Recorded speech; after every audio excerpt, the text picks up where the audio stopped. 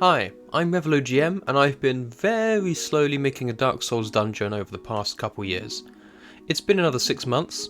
Whoops. So let's take another look at the latter half of Undead Burg, shall we? Starting off from our bonfire in room 10 and heading off past our crossbow friend yet again, we reach this bridge. This is the bridge that has hollows throwing firebombs down at you, and you can deal with them quite easily after your first time, but if you don't know they're there, walking across the bridge and doing battle with the hollows in the narrow space suddenly becomes much more difficult. We're going to change this out for a trap, I expect, rather than hollows, as adding more levels of elevation is going to start causing issues. So we're going to be taking these hollows out of the equation without removing the danger. Perhaps some strange looking statues on the wall enchanted to throw fire at the bridge when you cross, but much like the hollows, they can be easily taken care of with a well placed arrow if you notice them ahead of time. On from here takes us into our next room and encounter, maybe? Where there's a bunch of hollow warriors, and this is a really cool moment where a hollow soldier kicks the door in, which I don't think comes up again. Oh well. Two ways out here, the door the knight opened, and a metal door that has no keyhole on this side. So unless you really want to get through it, you probably better continue on the easier path. Note that this combat will of course be different if the party notices the enemies and tries to lure them out onto the bridge, which if they are aware of the trap may go better or worse for them. The corridor on from here takes us to some more rooms that have enemies inside, including one waiting to ambush you. This may be another changing out to a trap situation, we will have to see. There's also a window in here that can be climbed out of to bypass that other door that we saw that was locked earlier, so that's pretty neat. The room back here also contains a chest with some more powerful black fire bombs, which will be of great use against the boss later, so good thing to find. We may put some other bits of loot in here as well. Heading back out from this space leads us to another staircase. It's going to take us up slightly, about a floor or so, not a full dungeon floor of course, but up a little bit to what might have at one time been some kind of courtyard, still with buildings and towers. There are many hollow warriors to fight here, and this is where you could originally reach the firebomb throwers from, but we've cut that out. So we might have still something up there if you scramble up, perhaps as a reward for paying attention, but there won't be any encounters or any other large areas up there.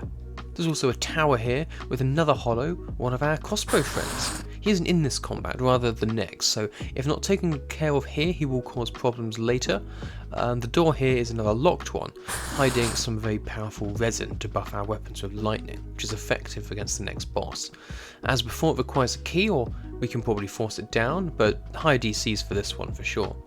Maybe we put an actual weapon behind here that deals lightning damage, or talismans that do a one-off buff to your weapon with lightning damage, something like that. Descending these stairs leads us to our last main encounter, and probably the toughest, as this is with multiple hollow soldiers, with a variety of weapons, 2 swords, a spear, and maybe a crossbow if that guy's not been killed already. Now, once they are taken care of, we can head along the stairs, where there'll be some manner of trap to avoid. Not a rolling barrel, as we don't want to keep repeating the same thing that we've already done, but some kind of thing which is going to trigger at the top of this space. Getting to this though would mean that they have missed a secret door, which leads to a room containing a defense boosting ring. Like the blue tearstone ring, it will give some kind of item bonus to your AC when you've taken a certain amount of damage, when you're on a certain amount of health. The question is how much health, how to limit that without making it a whole bunch of micromanaging and stuff that needs to be done. It also gives us our first Black Knight enemy, which is going to be like a tough mini boss with powerful attacks and a high AC. Defeating him will drop some upgrade materials, as it does in game, in order to make weapons +1, maybe a rune of some kind as well. Then after this we get to our first large tower that ascends to the boss of this area. On the whole, we are still descending in levels, but right now we're going up a little again, as going down in this tower will take us to an even harder fight than the Black Knight that we've just fought. Hopefully, the players wanted to flee from this room, because they're definitely not ready to fight Havel yet. And that takes us to the Taurus Demon, which we have not got time enough for to go through in this video. I'm not sure if those words are in the right way, but we will have a look at in the future, hopefully not 6 months. So, now there's a very brief one there, but that is the latter half that we have planned out for the Undead Burg. Subscribe for more. I'm doing a whole bunch of other Pathfinder content, including making the characters of Vox Machina and looking at all the different monsters and other bits and pieces, just stuff that I find interesting, to be honest. So if any of that sounds interesting to you, subscribe, and I'll see you in the next one. Goodbye.